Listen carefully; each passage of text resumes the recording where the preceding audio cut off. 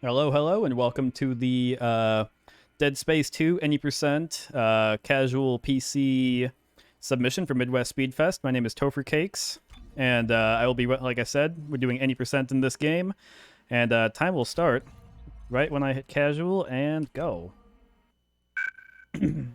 I'll try my best to explain some of the tricks that we're going to be performing as we do them, as not to overload the game, commentary stuff too much early on, but very first thing that you'll see right there is that instead of watching the very long intro cutscene explaining the story of the game or giving some, I don't know, exposition, the game spawns us in right when we gain control of Isaac. This is actually a modification of the executable that the community put together, which starts us at the checkpoint right there. And that actually does make the speedrun much better, much more enjoyable, as we don't have to watch that on every single reset. So, game starts us right there, and time usually starts right when we gain control of Isaac for movement, but here we go regardless. Story-wise for this game, this is the second mainline installment following our hero Isaac Clarke, 3 years after the events of the initial game. Now, in Dead Space 1, we were on a very large mining ship known as the Ishimura, where this outbreak of necromorphs was going on. And after all the events of that, Isaac was able to escape on a little tiny ship. And 3 years later, he wakes up here in a straitjacket without much recollection of the past 3 years. And we'll learn more about the reasons for that later on, but, main purpose is that the marker, the alien artifact from the first game, had a very big impact on our brain and has caused many issues for us, both inside our brain and outside. And this nice man here is about to let us out of the straitjacket. And we are about to go get a little med kit and a flashlight from this locker right here. This game has a lot more dialogue than the first game does, mostly because Isaac talks, and there's many more characters in the game that we'll be seeing throughout the run. There's Director Tiedemann, there is Nolan Strauss, there is Ellie, whose last name I can't remember, but there are many characters that Isaac interacts with. We get to learn more about them as time goes on, and we get to learn more about Isaac as well. So it's a big learning opportunity for all of us. Oh, yeah, I think in the original game, I can't remember how many characters there were throughout the whole thing, like 3 or 4 besides Isaac. Go ahead. So the story for this game is quite a bit longer. Won't be needing it anymore. Isaac. Or it's quite a bit more, there's a bit more stuff going on, I suppose. And this right here is Dana, and she's here to help us. She's here to tell us where to go if she wants to save us.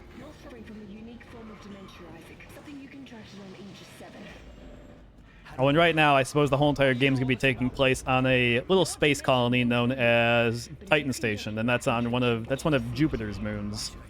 So that's where we're at right now, waking up in the hospital section of it, trying to find out what's going on with us. All right. So when we were up in that room with the guy just there, we got a flashlight and a med kit. And also a tutorial, which every single time you do that tutorial, it spawns a little flashlight in there every single time. And that's a very specific one because it allows us, by starting that tutorial and actually scrolling through it, it allows us to skip any animation that we are in. And right there you saw me use it when I was turning the corner there, where I got the tutorial started and then used the activate button to get out of that little animation. And we can use that once more right here. You saw I set it up before climbing into this vent. And what I'm going to do is once I hit the ground, I'm going to use the activate button and scroll and go forward. And we're actually able to skip the cutscene right there of Isaac getting up off the ground. And we are unable, unfortunately, to use that animation cancellation throughout the rest of the run, because once we go into this upcoming elevator and get a second medkit tutorial, that kind of negates the effects of the trick. But between that first and second try right there, we are actually able to save quite about, I think, 10 or 15 seconds for the run. All right, they're not going to chase me. Also, this game does run, or the game is timed officially with an in-game time, which has a load remover and a pause remover. But obviously this is going to be for RTA. So the next trick I'm going to do right here is actually one of the, I don't want to say more complicated tricks, but there's quite a bit more going on with it, as you will see. So I pushed this Necromorph into this room where he's not supposed to be in, and his AI freaks out a little bit, tries to get back in that room, and eventually he will die down a little bit. I wanted to open up that box right there. But he's going to stand still once his AI, you know, gives up on trying to get into that original room. And if we push him into that doorway and open up the doorway, he can actually hold it open. Both Isaac and alive Necromorphs can hold open doors, so we're going to use him to hold up that one. Reason being, once we get the plasma cutter here, that door is going to lock behind us and prevent us from getting back in that room. So if we go and have him open up, hold the door open, door never locks, and we can go back into that room. And I will show the reason for that in just one moment as to why we do that. But it is for a... let's see. It's for a very extensive trick known as deloads that you will see throughout the run. So I'm running back to the hallway I was just in, but the whole entire thing is deloaded. The collision is all still there, though. Oops. And if we do that, we can deload the room once more and go through there. And that whole entire setup right there, the purpose of that is to deload the elevator door that I just came through. And if everything goes well, I can go into the elevator shaft, stand on the door below it, and by setting up a very specific trick on this on these textures here,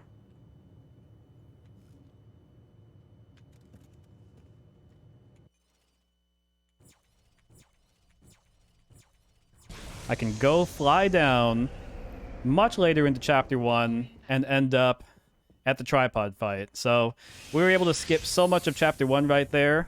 Like I said, I'll explain a bit more of the specifics on that.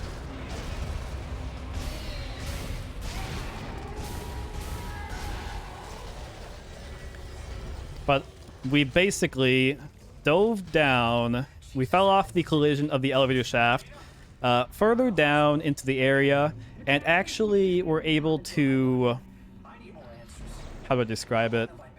I was able to spam the activate button by tying it to my mouse scroll wheel, and basically spam the interact button as much as I could, and I would then pause the game. And if I do the lineup and everything correctly, I'm able to interact with that door that I ended up landing near, and pausing the game immediately after, which would then allow the game to load in around me. And that's what provided me to land on the ground right there and go into the boss fight. You'll see that trick, I believe, only maybe a few more times throughout the run, at least once, as far as I can remember. But we will be using it for the door dive, that's what the trick is known as, is door diving, by diving onto the door, interact, and pausing. There's also a different version that doesn't rely on a door, but if you are able to hit a checkpoint and then checkpoint restart, we are actually able to checkpoint restart the game and end up starting there instead. And I will be using that throughout the run as well. So this right now here is known as plant boost. We're able to get on a little bit of texture right there and run off the edge. And through this darkness, we're going to run and hit a checkpoint right here and hit a checkpoint restart. And that will allow the room to load in around us. And that will skip the whole entire descent that we would have to do as part of Chapter 2. And now we are down here.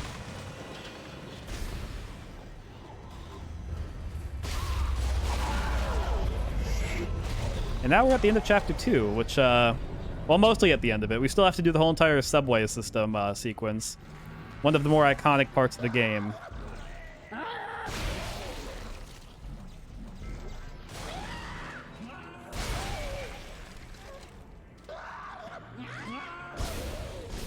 Nope. I would like to grab that. All right. Almost messed it up at the end there. And from this point, for the next little bit, I'm just going to try and get the subway started so we can get going on that. At this point, we're supposed to watch an animation of an infector infect a dead body, and then the door is going to open and we fight them both. But if we break that and kill the infector early, we can get right in here and skip that whole entire sequence. And saving time is always great. And we just get the hack panel started, and the train will get rolling. And from there, it's mostly just going to be going through and killing some of the necromorphs and getting closer to the front of the train. I suppose I can use this time right now to explain one of the fun side effects. Oops.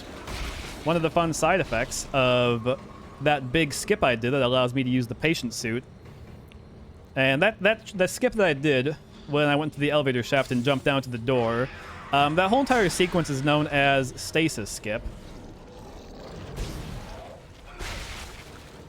And by doing that, we can actually skip the trigger at the end of the room that we get the plasma cutter at. And the game kind of forces you to get the plasma cutter by placing a necromorph tied down on a gurney. And if you try and run past without killing it with the plasma cutter, it will one-hit kill you. So to prevent the game from soft-locking you there, it actually gives you infinite ammo for that one room that you are in. And because we never technically go and kill that necromorph on the gurney, we never deactivate the flag that gives us infinite ammo. So for the entirety of this run, we'll have infinite ammo for the whole entire time. I do a quick checkpoint restart right here so that I am able to reset the enemy AI in this room. Otherwise, there will be an exploder on the front right window that you'll see right now. And if I didn't do that reset, they'd be able to hit me, and we do not want that.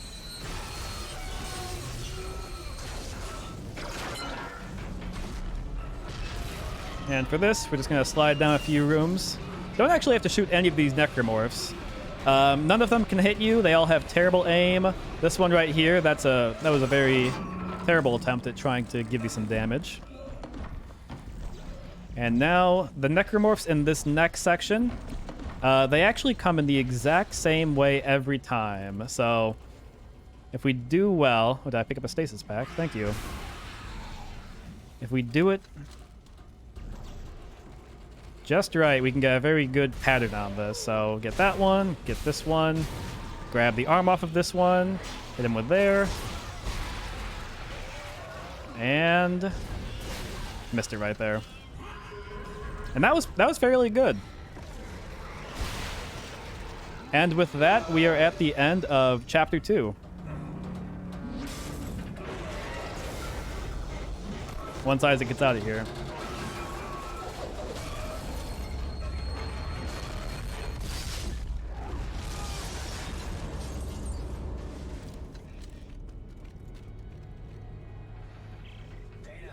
But with the, as I mentioned with the infinite ammo, you might be asking why we were picking up ammo.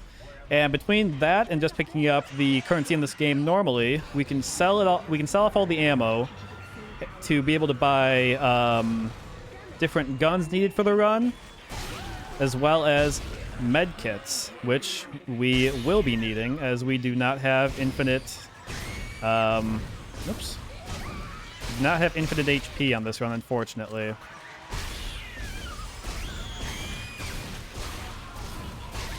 Oh my goodness, my aim is not the best. Alrighty.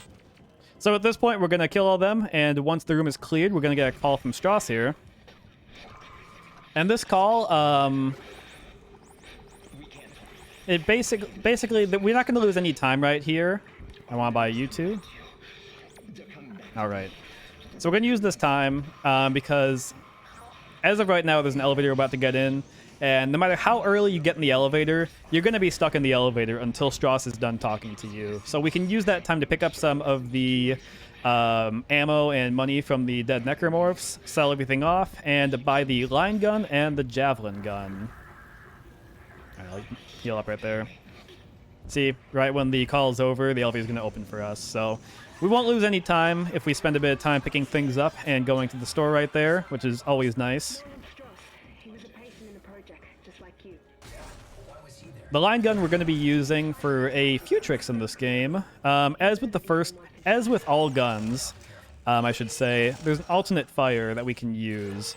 The plasma cutter's alternate fire is just rotating like this, so you can get some arms knocked off or some legs. But the line gun's alternate fire allows us to throw some timed mines, which we can use for quite a few tricks for launching ourselves. And I will show those once we get there. They're quite fun. The javelin gun, it's less necessary, completely optional, but it does make one fight much faster at the end of Chapter 3.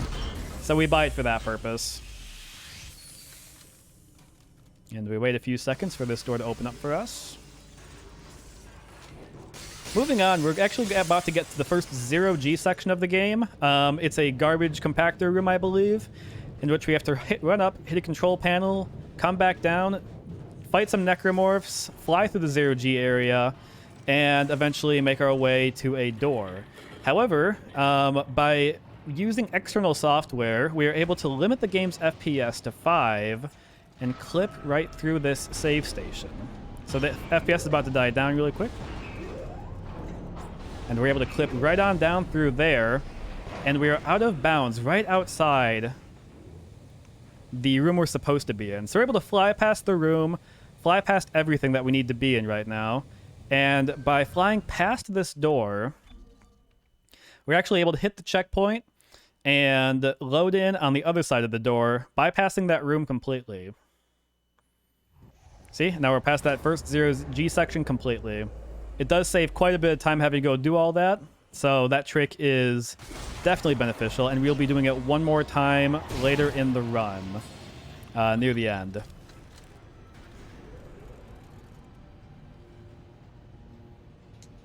And with this, we're about to get a little cutscene, which Nicole, our girlfriend from the first game, dead by the way, is coming back to haunt us. So I'll use that time to explain one trick we're about to do.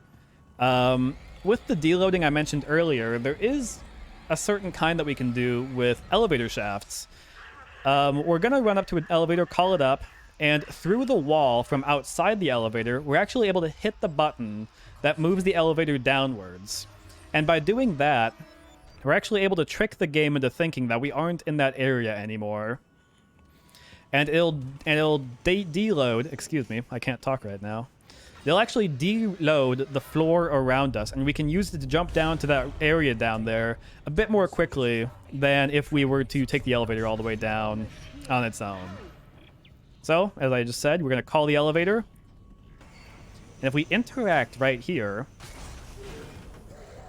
the floor deloads around us. And jumping down right there, we're actually able to hit the checkpoint right there.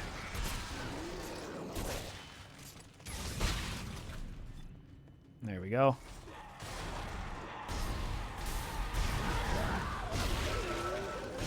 Who hit me? Oh, you fool.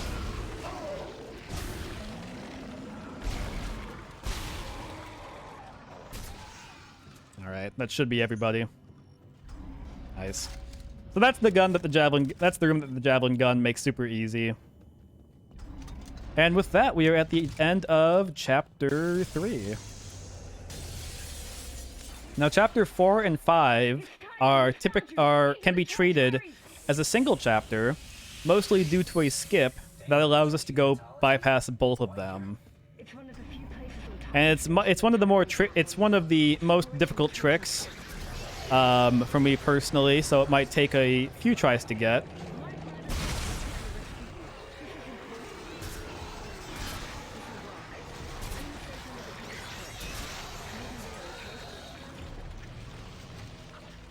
Oh yeah, for this chapter as well, I should explain quickly. There are some fuses that you can break on doors once you get past a certain point to be able to backtrack to earlier in the chapter. But by doing a quick trick right there with the mine, we're actually able to blow up the fuse from the other side of the room and use that to get over to this section. And this is much later in the chapter. Now this right here is that big trick I mentioned. It might look pretty dark right now, and I apologize for that. But I will do my best to explain. Right now we flipped a table over, and by doing that, and standing on top of it, the game doesn't know what to do, doesn't know how to act with us being on there. So instead, sometimes the game freaks out a bit, but sometimes we slide through the table and slide through the ground as well. And by doing that, we can actually get into this out of bounds area, run on top of this giant room, which I believe is part of chapter 5. And by running over to a very specific piece of collision and aiming, we're able to do another one of those door dives, just like that. And just with that, we are most of the way through chapter 5. So we skipped like almost the entirety of chapter 4. Darn, missed it right there. So right now, we just have one more fight room of chapter 5, and then a little bit of some cutscenes right there.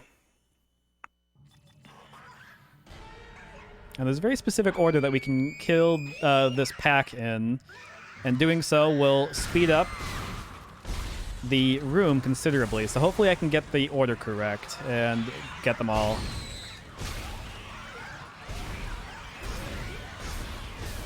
I missed the last one. No, I did not miss the last one.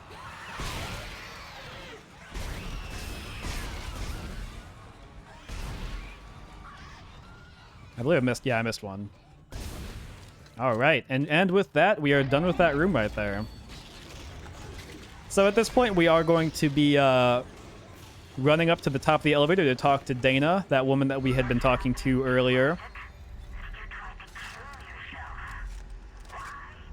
And from there, we get the first big plot twist of the game. And the plot twist is that the woman who's been helping us since the beginning of the game is not actually that great, and wants to use the secrets inside of our head to build alien artifacts. I believe I said that correctly. Break that vent right there so a necromorph does not jump down and scare all of us. Dana, you still with me? Yeah, so we're almost to the top of the church. Dana is a religious fanatic who realizes that we have the instructions inside of our head to build these alien artifacts that you can see right here. And she wants to use us for that purpose, and that's very mean. We do want to break that so we can get a schematic for a gun to buy right after this. And I'm going to use this time to go pee real quickly because it's a fairly long cutscene. You're a unitologist. Of course you are. Why did I trust you? Well, you didn't have a choice, Isaac. I told you there was a cure and you came running. Why are you doing this? Why can't everyone just leave me alone, huh? You're a dangerous secret, Isaac. EarthGov won't leave you alone because they're afraid you'll destroy their marker. After all, you did build it. What are you talking about? Well, that's why we brought you here. To build markers for us. To spread glorious convergence to the entire galaxy. You people are unbelievable! Just give me the fucking cure and let me go. Oh, we don't want to cure you, Isaac. We need that. Like I said, she's not a very nice lady.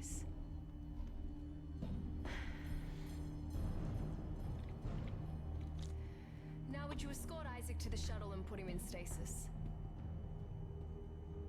I haven't really gotten the chance to talk about Director Tiedemann right now. But this is his gunship.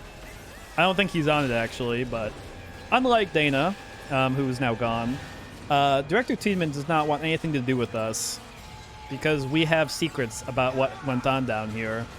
We are living proof of terrible things that have happened on the Titan Station. So he just wants to kill us as well as the guy named Strauss from earlier. However, the gunship has the absolute worst aim in the world after killing the first 3 people in the room. Used up all of their luck, and they can't seem to kill us on this one. So this Tormentor fight right here actually has 2 parts, one of which is a bit on rails. As you can see, it's part of a sequence. We just have to shoot this arm 4 times. And the last part of the fight actually is when we should be getting launched into space by that gunship we saw earlier, along with the Tormentor. And once we get launched out there, if we shoot the gas tank 1 time, it triggers the cutscene to throw us back inside for the beginning of Chapter 6. However, the devs didn't think that we were going to try and shoot their little gun, or their little tank, before we get thrown into space. Oh, I don't know if I got that. But thankfully, I was able to shoot the tank from inside here. So the game is like, you shot the tank, time to go to Chapter 6. Didn't even think if we got to the second part of the fight or not. So by doing that, we're actually able to skip all the way to the beginning of Chapter 6. I forget how much time that trick there saves, but I think it's about, I don't know, 20, 30 seconds. Loses 0 time if you miss it, but worth going for. So we're on to Chapter 6 now, and we are learning that Strauss knows quite a bit about the alien artifact, and we decide that we want to keep him around. Just as Dana wanted to use Isaac, we want to use Strauss. It's very, very rude to use people.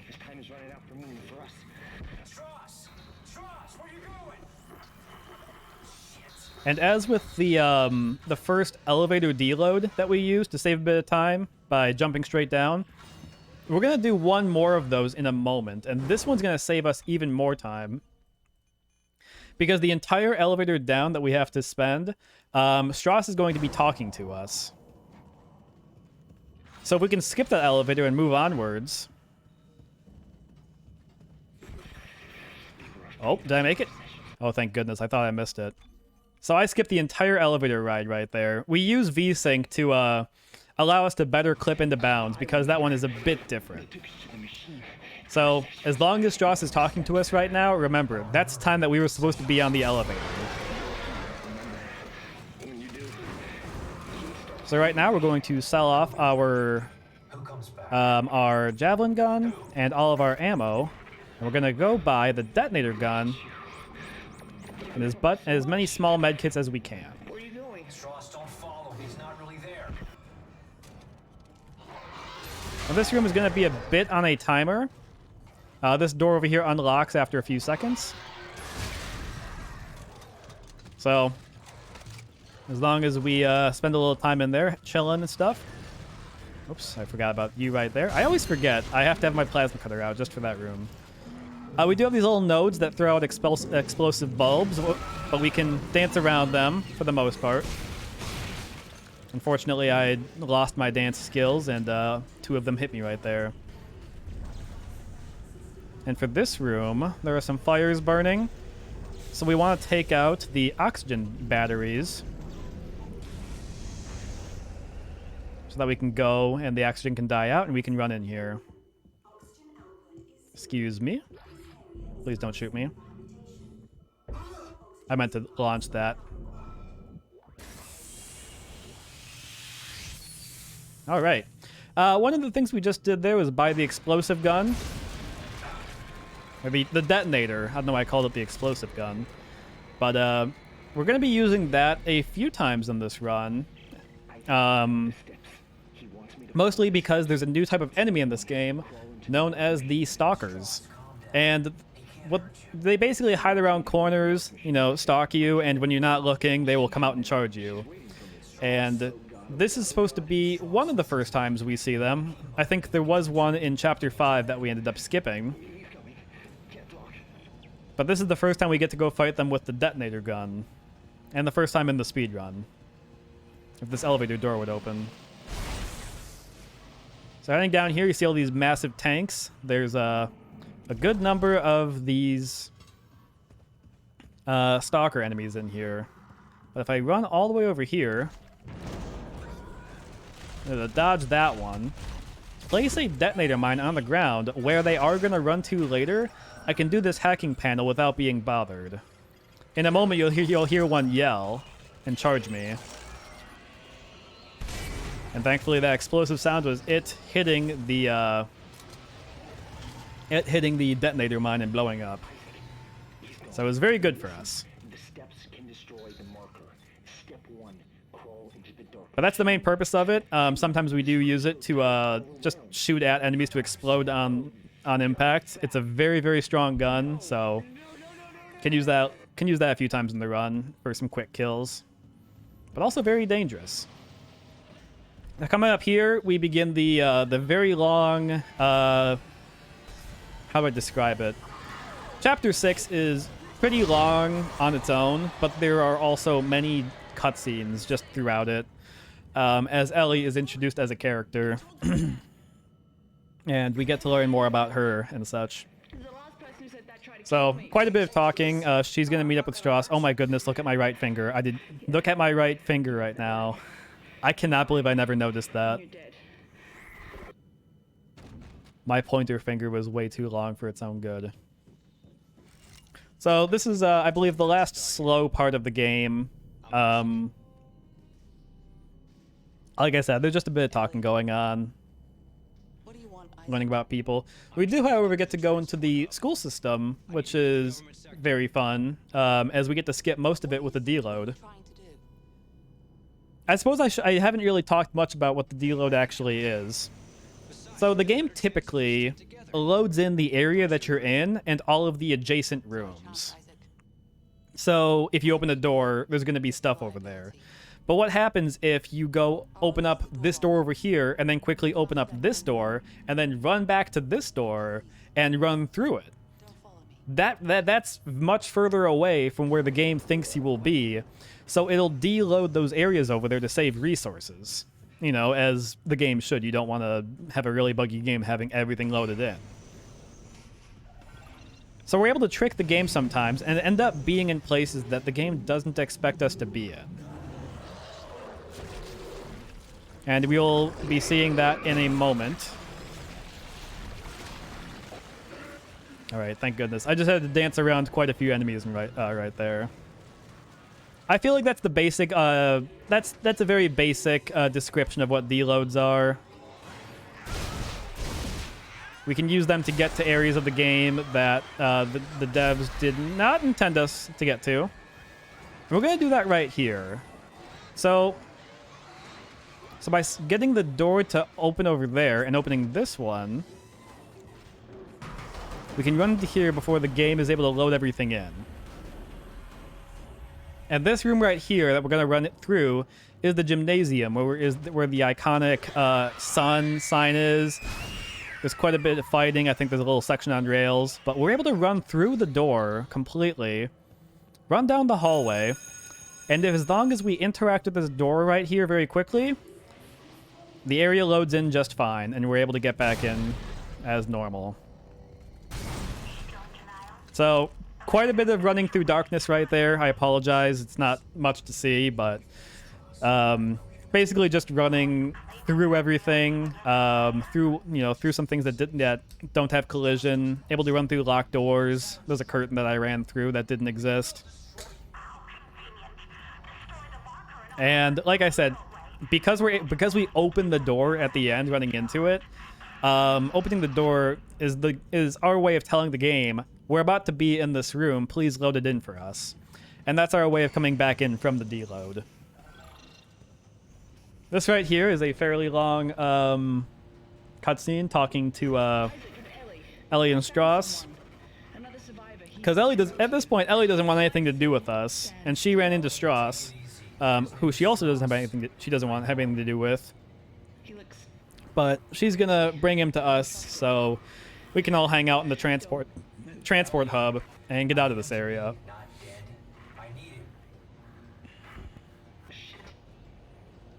Okay, Isaac. I'll march him to the hub, but if he does anything stupid, anything, I will shoot him. Like I said, we still have 2 more little talking sequences between now and the end of the chapter. and unfortunately there isn't really much to say. We were just going to be hanging out, running through, trying to get into the cutscenes as quickly as possible, but for the most part, Chapter 6 is done. The school is definitely the most iconic part of that. Tons of fun to be able to run through the deload. And also not that tricky to do. So that's them up there. We're up here. Hello, friends. Move. Hello, Isaac. Well, this brings up We can use some time right here to pick up some Consumables. consumables. facility this morning. Wait, you're CC? Heavy equipment pilot, class 4. You? Engineer.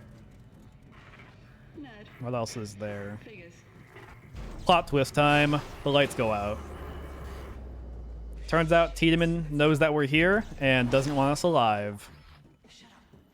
So they turned off the power, as well as the life support, so we get to hang out in here for a little bit. Now, one cool thing that's about to pop up, excuse me for talking over Tiedemann, but there's about to be a brute jumping down from this area right here. And it's supposed to be a bit of a cool fight. I forget if it's... I think it's the first brute that we see in the game. But using the line gun mines that I told you about, like this, by timing a mine and placing it at a very specific spot, we can actually put the mine right where the brute is going to land and kill it in one hit.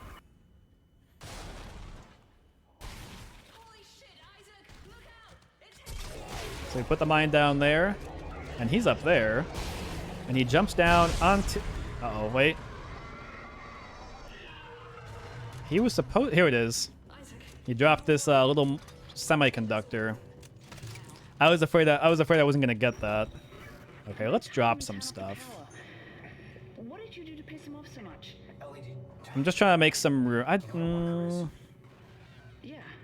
The unitologist on my I want to make some room in my inventory because there's one more semiconductor I'd like to pick up. All right.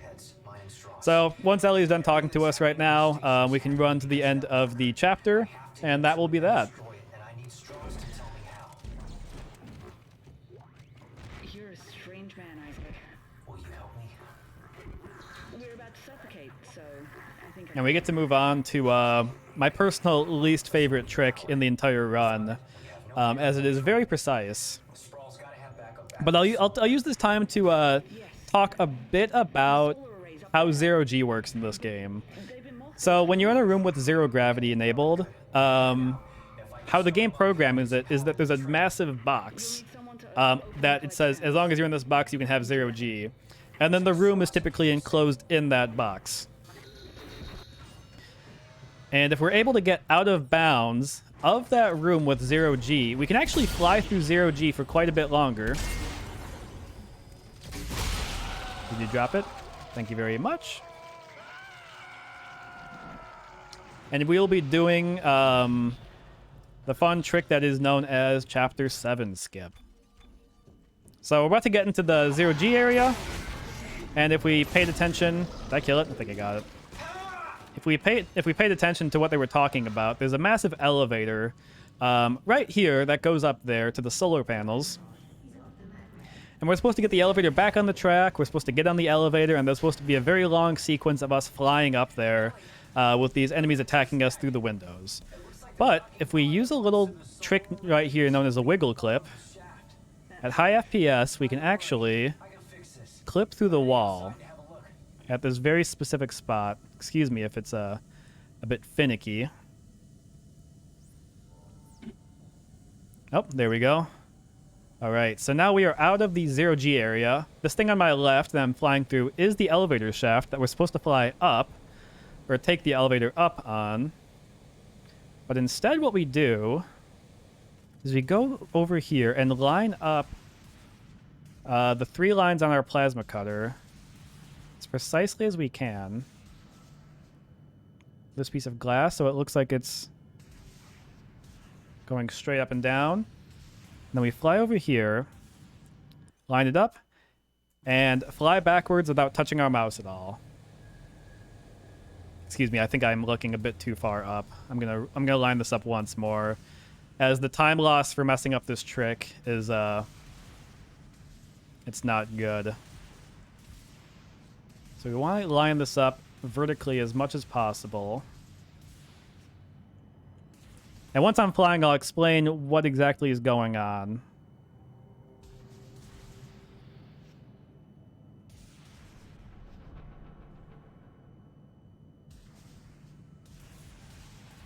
All right, that looks fairly good to me. And now we're able to fly backwards. So backwards for us right now is to the top of the elevator shaft. And by flying up there, we're eventually going to reach that top of that big zero gravity box that I mentioned earlier. And when we get to the top of that box, the game is going to flip Isaac around and then have it so that we're, you know, oriented with the room. And then if we fly forwards, we can actually fly out the side of the zero gravity box. And if we do it at just the right angle, see, right now we're at the top of the box. If we fly out the side of the box at just the right angle, we can fall through a massive amount of, I suppose, dead space. Just space right here. Hit a checkpoint at the end of the chapter, and then do a checkpoint restart, and that should take us to the end of Chapter 7. I am 70-80% confident on that trick. Unfortunately, I missed it. So we have to go do that section once more. But like I said, it is it is one of my least favorite tricks in the run, given how precise it needs to be. But the amount of time that the trick saves, I suppose I should say, if we don't do this trick and we play the game normally, we have to take the elevator up, and we're on a bit of a rails section. There we go. There we go. This way. We're on a bit of a rails section. As the elevator goes up, we're being attacked. There isn't really much we can do. And then once we get to the top, we get to fly around.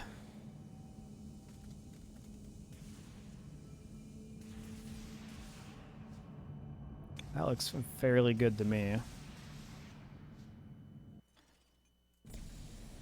Yeah, that looks really good.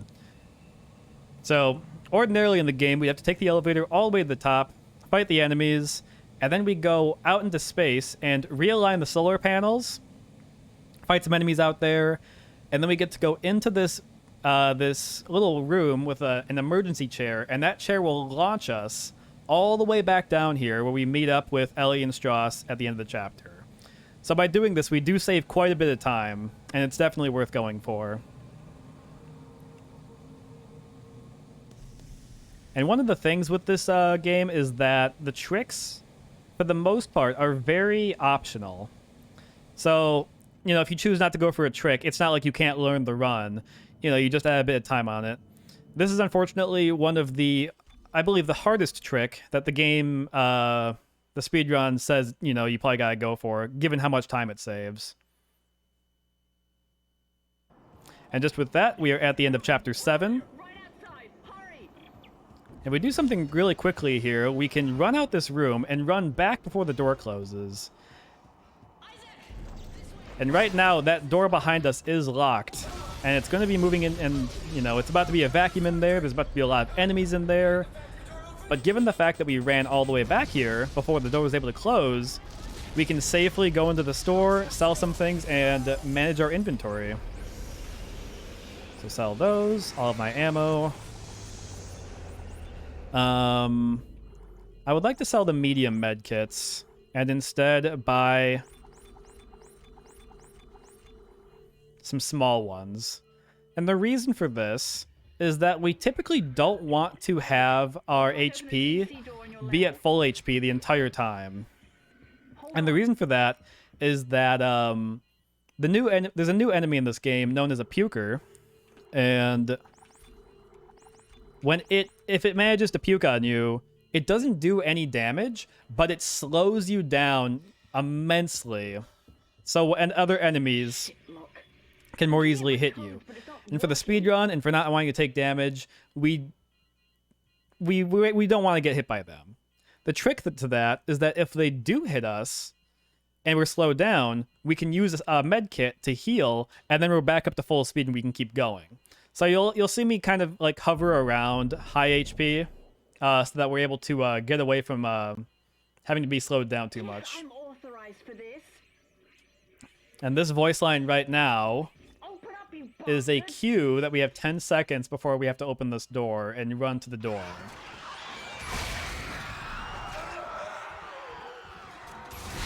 So the trick of going into that room back there doesn't save any time, but this door doesn't open for quite a bit, so we get to run there. And chill out for a little bit. And that right there is the end of Chapter 7, once Ellie is done talking to us.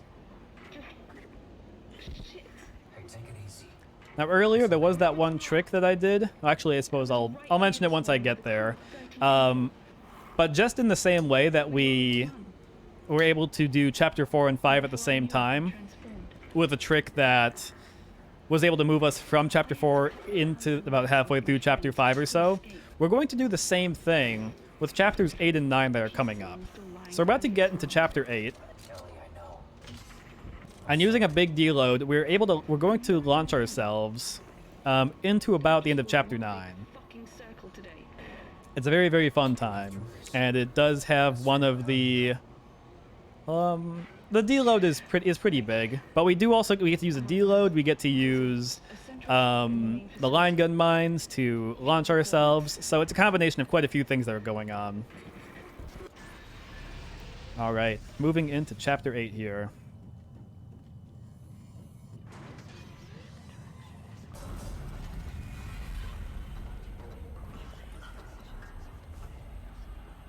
Pretty normal for the first part.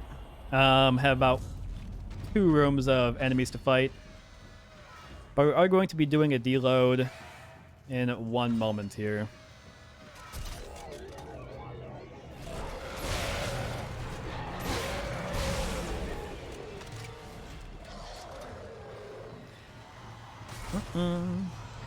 We also want to put a mine there to kill as many enemies as possible in that room.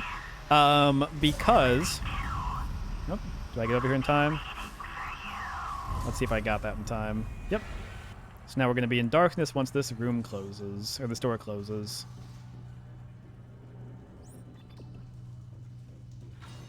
Alright, so we open up that door, and that will load in some of the textures in this area. And I want to change my aim to the classic aiming from the first game. So I'm going to put myself in this corner and aim towards this doorway right here. And with a very specific lineup, I'm going to put a line gun mine on the ground and wait for it to launch us through this doorway.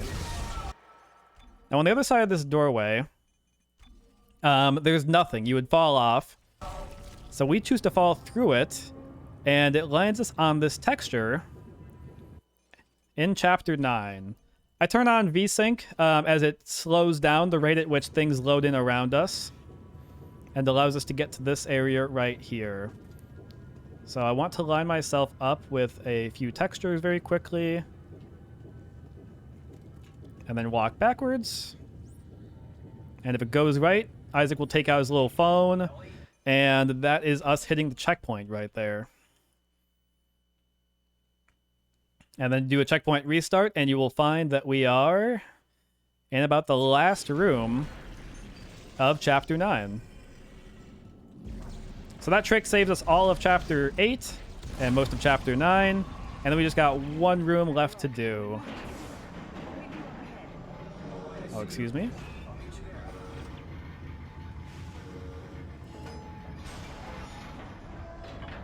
Sorry, I was trying to clip off of that for a moment to save us the trip down.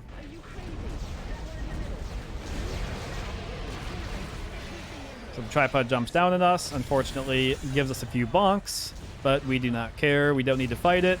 Once we get those tanks on, once we get that tank exploded, we can just get going there. And with that, we are pretty much done with Chapter 9. Chapter 10 starts once we get back onto the Ishimura.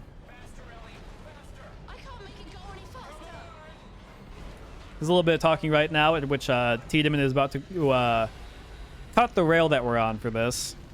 So even though we got out of there, we did everything right. We got the tram all running. He's gonna cut the line, and there's not much we can do about that. In another situation, I might admire your persistence, Mr. Clark. But this is bigger than you and bigger than the lives of everyone on this station. Sir, final preparations for attack are wrapping up. Looks like it ends here. At this point, it's all just... So as fun as the going on the Ishimura was, during a casual playthrough of this game, What did he mean when he said we get to skip about half of it, We gotta stop the if I manage to do the trick correctly. It's a fun two-parter that, unfortunately, means that we have to turn down the FPS on our game again. station in half? There's no track to get across on. I'll explain the trick once we get a bit closer. It's a very fun two-parter. The Ishimura. If the gravity tethers are still functional. But it's mostly about how the game keeps a lot of things loaded in that aren't necessarily around you, such as the doorways that we can do door dives on, checkpoints so that we can hit them and do checkpoint restarts. Bad idea. I'll stick around. I'm full of bad ideas. So we're going to incorporate that to hopefully do one of the harder door dives in the game. And it'll allow us to do a very, very... I wonder... I'm trying to think of what the longest deload is in the game. But this deload is a bit longer than the other ones. So much so that we use our locator to find our way through it at one point, or a couple points. I'm going to use this time right now to update my FPS limiter. We want to change it from 5 to 19. 19 FPS is the trick, is the FPS limit used for this very specific trick here. So this is the elevator that gets us into the landing bay on the Ishimura.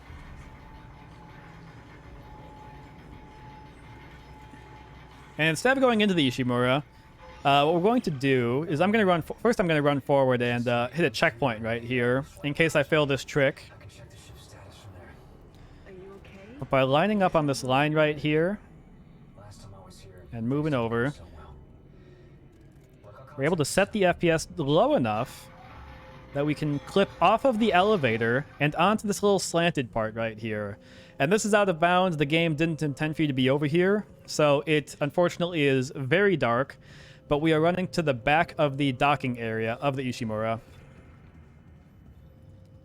And the next part of this trick is going to be using the fact that the medical deck, which is the second half of the Ishimura, is right below us. So just as before, with other door dives and other things, we're going to line ourselves up in a very precise manner.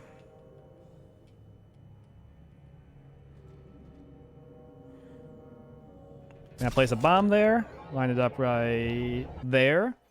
And from here, we're going to turn VSync on. And the reason we do that is that VSync FPS determines the arc at which you get launched by some of these bombs. And we want to get a very specific arc to hit this door.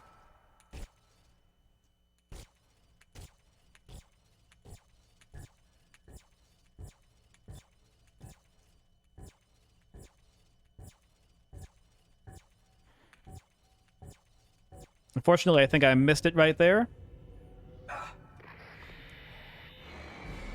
But there's no problem in that, because in addition to hitting, possibly hitting the door, there's a checkpoint right behind it that we also hit. Oh, I missed the checkpoint altogether. I didn't realize that. Okay. It's very strange. Well, we get one more chance at doing the trick then.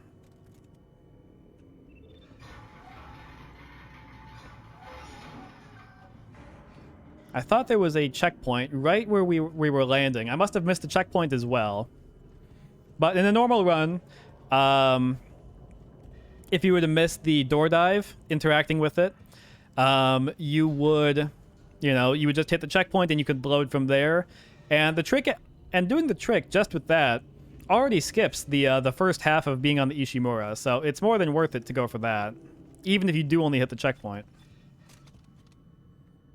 But I get one more chance at this.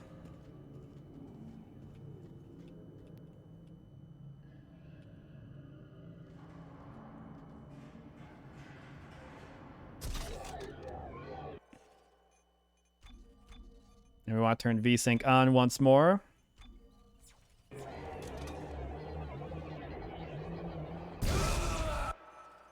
We want to turn it back off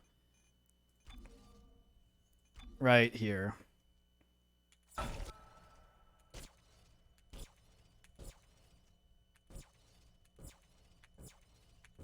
Oh, that hit.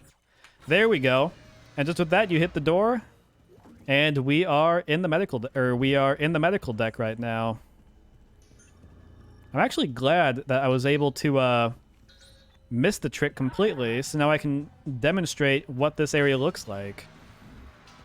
So we're running through darkness right now. We're able to run through doors just like that.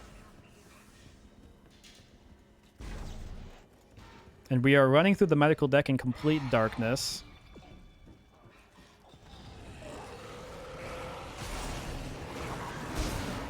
And by opening that door, we're able to load in the area around us and move on.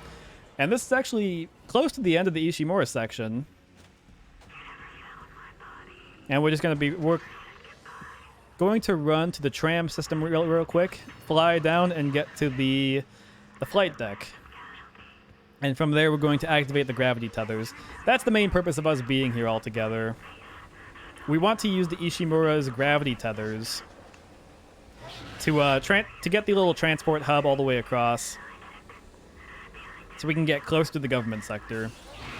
And the government sector is where the marker's at, and that's my goal, is to destroy it.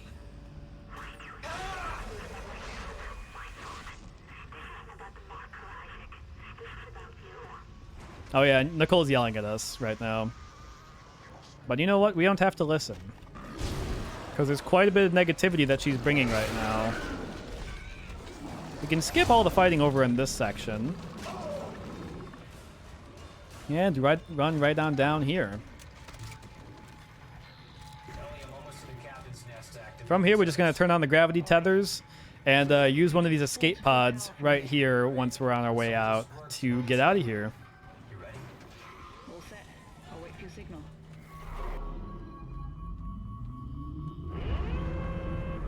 Scary sounds in Dead Space definitely mean you're doing something right.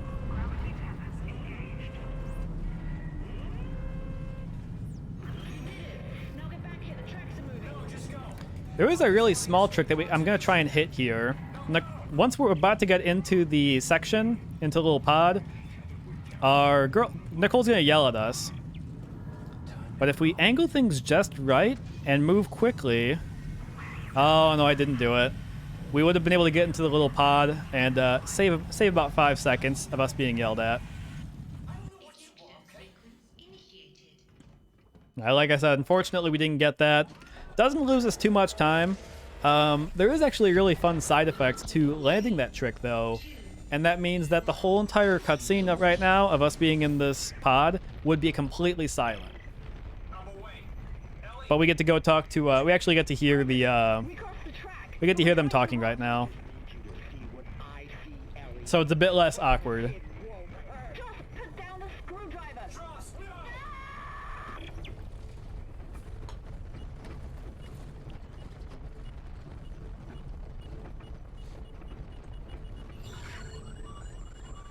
Also, I had a few dropped frames earlier, so I apologize if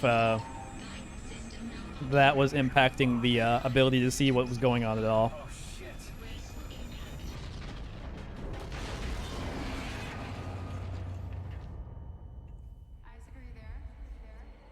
And we get a bit more gaslighting from Nicole. I haven't really talked much about her, but if it's not clear, she was our girlfriend prior to the first game, and she's the reason that we went out to the Ishimura. And you can't tell, she died when she was out there.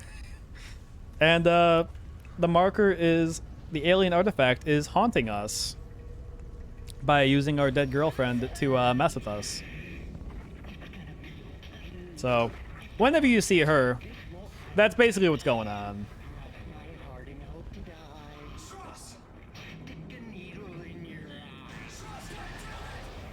Alright, so this room right here, we're going to use a very specific series of things for. Actually, I think I have I want to turn classic aim off.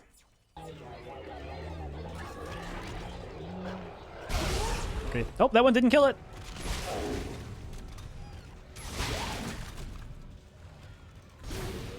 I think I want to shoot it up there. Yeah, these right there.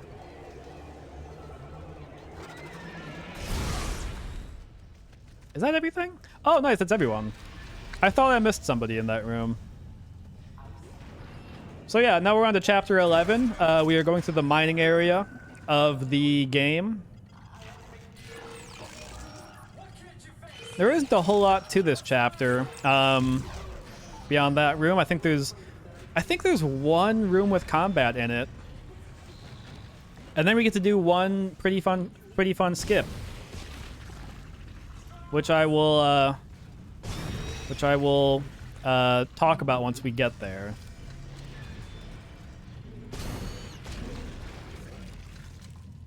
But yeah, for the next part, there's gonna be one room that we're gonna go into right about now, and it can be pretty scary if it's if we mess it up. But I believe in us. I believe in our skills. I have never gotten hit by them before. All right. Oh. Oh no. Oh, thank goodness. And once we get the battery in there, we can actually do a checkpoint restart, which resets enemy locations, thankfully. And just with that puker hit us earlier, but because we weren't at full HP, we were able to heal to cancel the slowdown animation. And that was the main combat room of this chapter, besides the elevator. Oh, I suppose I should have meant I should have given a warning for body horror on this, given the eyeball and the screwdriver and all. So I apologize. On that note, there is a very iconic part of the game that happens later on, which I'm supposed to go this way. Sorry, I spun myself around. There's a very iconic part known as the eye poke machine, and unfortunately for viewers who are looking forward to that, we will be skipping that. But it does save quite a bit of time, so that's the plus side to it. And right here, as with Chapter 7, we're going to set ourselves up for a little wiggle clip. Find a very specific piece of collision, and if I get the angle right, this is a bit of a tricky one.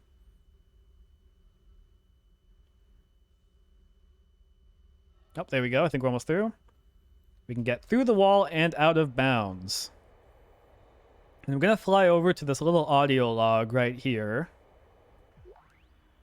I flew a bit too far. Let me fly down. I don't want to mess this up, actually. I messed this up one time, and ever since then I've been rather paranoid of this. Even if the trick itself is fairly easy, it just takes one mess up to feel like you're goofing it. But you line things up on there and you fly backwards, and I should have hit a checkpoint right here. So we just skipped killing Strauss. Actually, I should use this. So we just skipped killing Strauss. And as I mentioned with the 0G gravity box, killing Strauss actually disables the 0G box that we were in. And thankfully, we didn't kill him, so the 0G box is still around us. And because of that, the necromorphs that try and jump down onto the platform are impacted by 0G and can't make the jump. They just kind of fly over us a little bit. You can also tell I'm in 0G because my running cycle is a bit wonky, if that makes sense. But we are going to reach the top of the 0G box in a moment, and we will lose our fun. Oh, yeah, just like that. Just like that, we're back to running like normal. So we're at the top of the 0G box. The existence of the box of that 0G box, excuse me, is actually used for. Oh, you're not dead yet. Is actually used for a very tricky, difficult trick. But unfortunately, it is not something that I will be attempting. but it is the next one to be added to the run.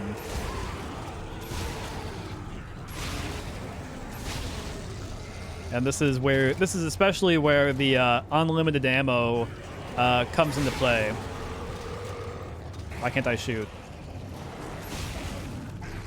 Okay, my game bugged out for a moment there. It wasn't letting me shoot at that one. Oh, hello. So we can just keep shooting as long as we want. And this gun is definitely good for this section.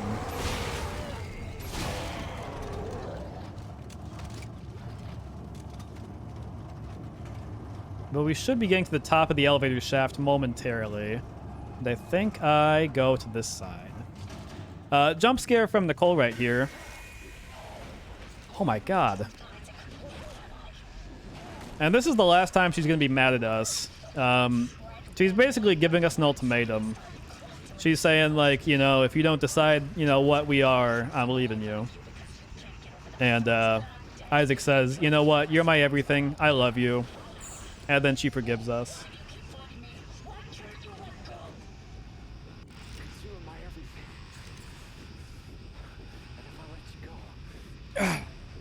I've got nothing left. And she loves us again. I think. Acceptance.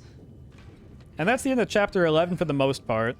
Chapter 12, I think I mentioned that there were going to be no more slow points for the rest of the run, but there's a bit of a slow one on this, and it is known as the drill sequence. It's everybody's favorite part. So there's a massive drill right here, if you can call it that. I've heard some people say that this is not a drill. But you know what? I'm not here to look at a dictionary or anything. And I don't even know what else to call it.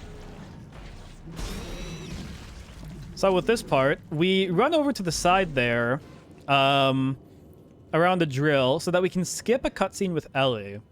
And you'll see why in a moment.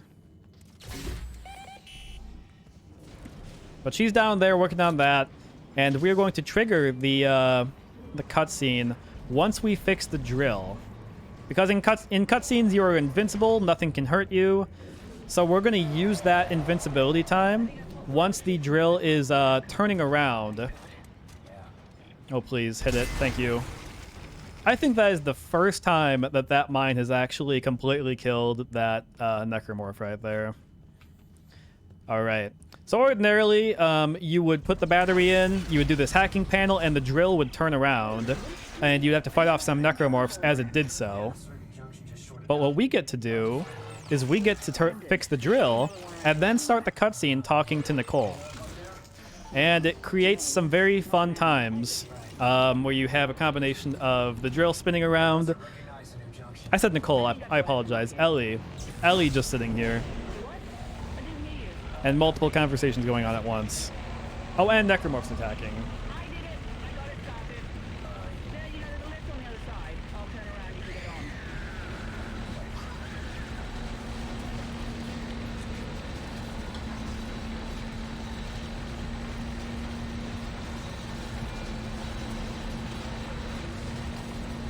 Like I said, this is... Some of them are going to jump into the drill and die. Aesthetically, one of my favorite parts of the run. And with that, the little cutscene is over, and the lift to get on the drill is right here.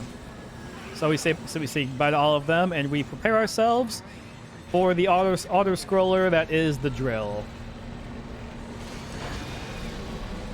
It's gonna be a combination of just killing necromorphs jumping on the side, and some of those tentacle dogs. I really should know the name of these necromorphs by now. Hello. Sorry, I wasn't paying attention. How much money do I have at this point? I have 26,000. I only need to make one more purchase in the game. And that is for the contact beam. So I think we should be good. Money-wise. Also, we get 2 little medkits over on that side. I forget how much the contact beam costs, but I do not think it's going to be 26,000. Why is my game bugging sometimes?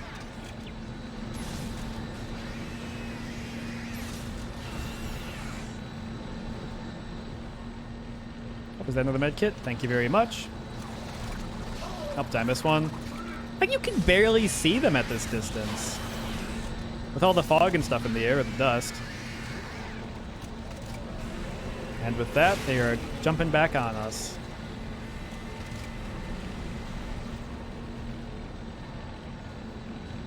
Like I said, not much to do during this time.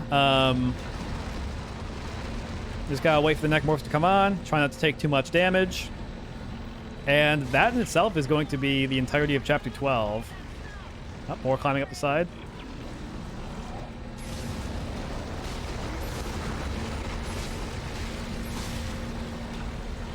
Oh, hello. I am missing some of my shots. Especially on the elevator right now. I've, like, hit their bodies so much. Don't they know you gotta go for the limbs? Alrighty. Somebody... Oh, shoot. I didn't even know you were up here. I apologize. I should have been giving you more attention. Nope, don't want those.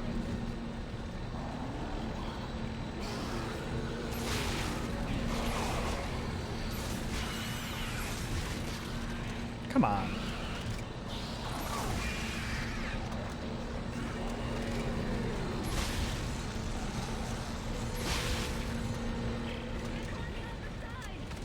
Are they?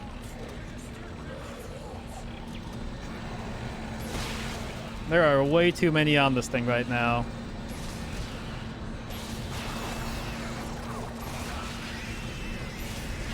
This could be a bit of a hectic section. But as long as you kind of know generally where they're going to be coming from, it's not too terrible. I think the fighting is all done now, and now we're going to be getting close to the government section. Yeah, there's the wall up there. All right, I think we have enough ammo, or excuse me, enough heals for the rest of the run.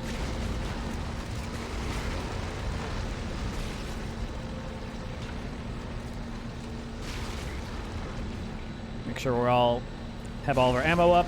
And before I forget, I do need to pause the game one more time to reset my FPS limiter to 5, as we're going to need it for the last 2 tricks requiring FPS modifications.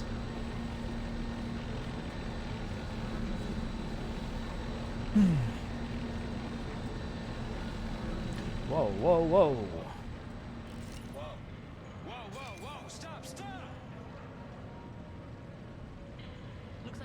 And this is the part of the game where Ellie shows an absolute disregard for our well-being, as we're at the wall of the government sector, and she's like, you know, I could let you in the drill with me, but I think it'd be more fun to have this man in a patient suit stand on top as I go through it. A spoiler for the 3rd game is that they end up dating between Dead Space 2 and 3, and I think that would really be an argument point. If I were Isaac.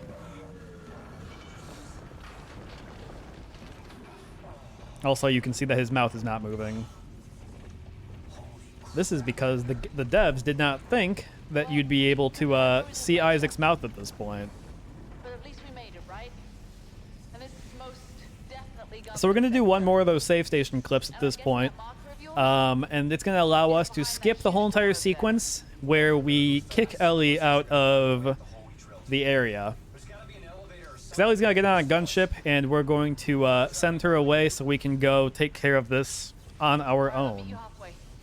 But because we get to skip that part entirely, Ellie never leaves. So we go up to this save station right here and walk into it straight on, and turn down the FPS. We can fall all the way through, hit this section, and do a checkpoint restart.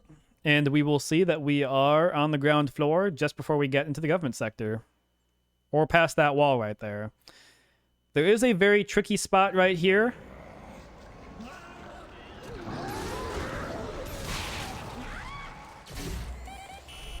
But if I line up these detonator mines, they should give me enough protection to get this hacking wall done.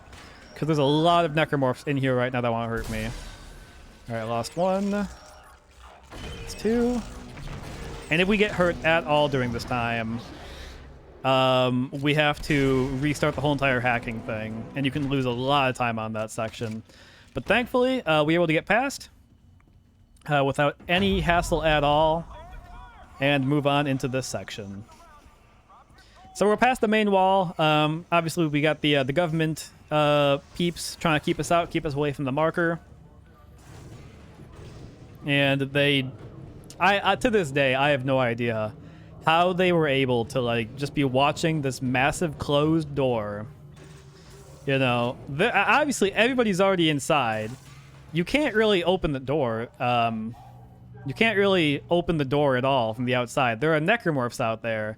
And then suddenly they see me, like, somebody running in. Like, who are they expecting? Who did they expect to come through that door that they didn't want to kill? There's necromorphs out there. There's me. Like, they think there's, like, some lone soldier out there. I don't know, but... regardless, they didn't shoot at me immediately, and I was able to get over here. Just as crazy, this whole entire room, the door holding everything back. Maybe it's just the lights, actually. But that was all on a single battery that I pulled out. So whoever built this government sector, they did not think things through, really. Please, let me out. And from now, we are going to head into that little area with them. Oops. I would like this on me.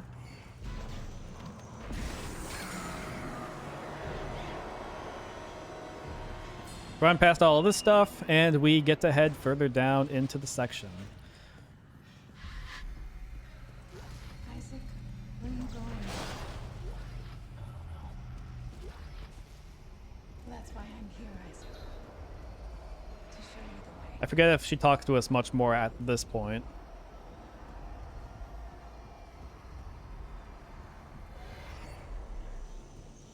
But from here, we can take the body. Scanner says, yep, this person is alive and well and authorized to go into the section. So that's why they let us in here.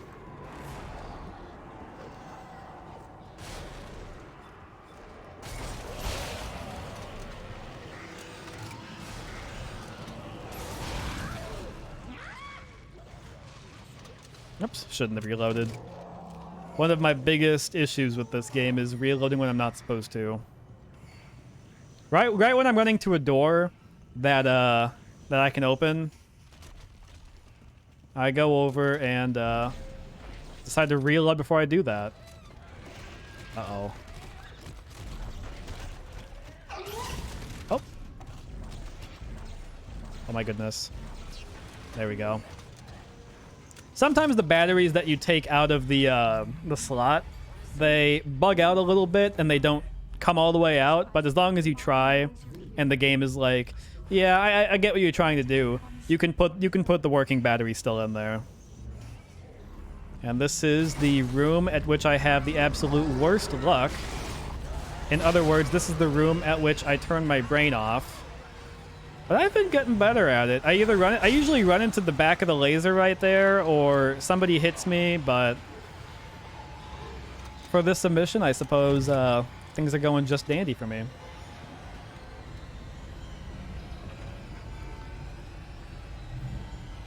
Now, after this room, we are going to get to a section with a bit of combat. Could be a few identical rooms. At least the layout is, but we're going to try and run past as many people as we can. Like I said, we're going to try and do a pacifist run on this one. Are we all reloaded? We should be good. Excuse me. Oh. Oh, darn. How dare they?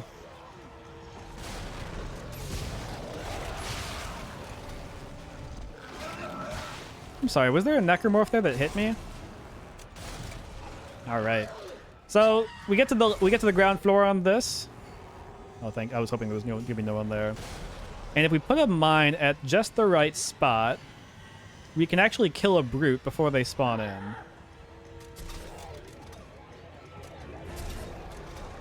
Let's see if I get them.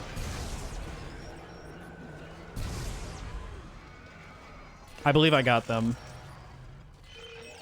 Otherwise, my screen is not shaking. And as we can see, there is a dead brute right there. So we got it at the right spot, thankfully. So we are getting close to the end of the game. I just need to take one more trip to the store. And I would like to go and buy the contact beam for the final fight. How much ammo do I have? How much? I got enough heals. I'm fine. All right, so at this point, we're going to run in here. And that's all I'm going to do is buy the contact beam. We're going to do one more thing. I'm going to create a safety save here because this trick can be easy to mess up. I'm not going to load the save, but if I do die, it is going to start me right here. Or if I checkpoint restart, that is. So I want to move right here. And if I set the FPS to 5... Nope, I messed it up. If I time it just right, I'm actually able to turn the elevator on to go down, get out of the elevator, and then the room around me might be a bit too far backwards. All right, so we got out. The room deloads around us, and we are now running in darkness. By running into some very in some very specific areas, I'm actually able to run forward off here and hit the checkpoint right before I go and I get to the marker at the end of the game. And if it worked just fine, we're going to hear a loud blaring sound right here. Like I said, we unfortunately had to skip the eye poke skip there. Yeah, but you know what? This can be fun too. This can be pretty fun. I won't let you throw all this away. Dodge. The fastest reload in the West right here. I think Isaac reloaded the javelin gun with one bullet. I think that's pretty poggers. He has very strong upper arm strength. We should be seeing Nicole right here, but unfortunately the game doesn't load her in for some reason. So we get to see what everybody else is seeing right now. Because Isaac sees her, but we don't see her. And with this, we take the final battle inside our own head. And we want to do two things. We want to turn on VSync, because VSync will allow us to... VSync allows us to actually get some hits off very quickly on the marker. So we're going to hit Nicole one time, and then we're going to hit the marker 2 times. And without VSync on, we would actually not be able to get the 2 hits off. It would close back up.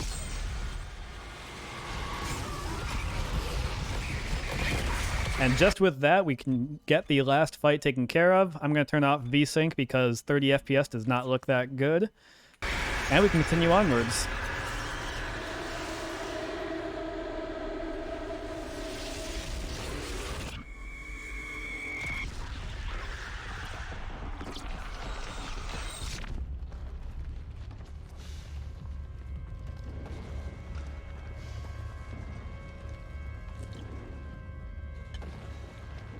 But for the most part, that is the entirety of the run. I'm trying to think. Am I missing anything? Now, all we have to do after this is we're going to have Ellie fly back down and save us. And then we're going to get on that ship and we're going to get out of here. And that's when time's going to be. But I think this was a pretty good run overall. I did miss the chapter 7 skip one time, but I think all in all, everything else went played nicely. All the tricks went really well. Hopefully, I was able to explain things in a very clear way. I think I covered everything.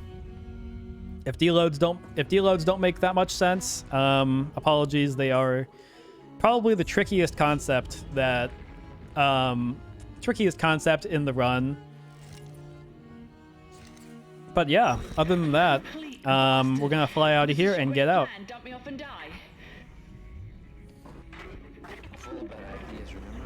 Yeah, well, here's another one. I'm crashing through the roof to get you. Now move your ass. Wait, no, Ellie, it's too late. It's too late, Ellie. So clear of the station. Yeah, well, you don't really have a say this time. Heads up. I forget why this area is gonna blow up, but I guess that's what happens when you speedrun the game and you kind of skip a lot of the dialogue. Things just don't really make a whole lot of sense.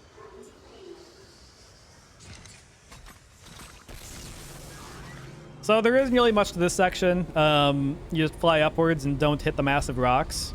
I have not ever hit one of them, but it would be a really, really funny way to lose a run. Oh, sheesh. All right. Well, that was pretty good. And time will be once I grab her hand. Easy peasy. Yeah, like I said, that's pretty much everything. Not much else to say. I feels funny giving these goodbye things, but thanks for checking out the run. Thanks for considering the submission. Again, this has been Dead Space 2, 80% casual, full of fun tricks, and I am Topher Cakes. So once again, thanks for the consideration, and regardless, I hope Midwest Speedfest is going to be banging this year. All right, bye.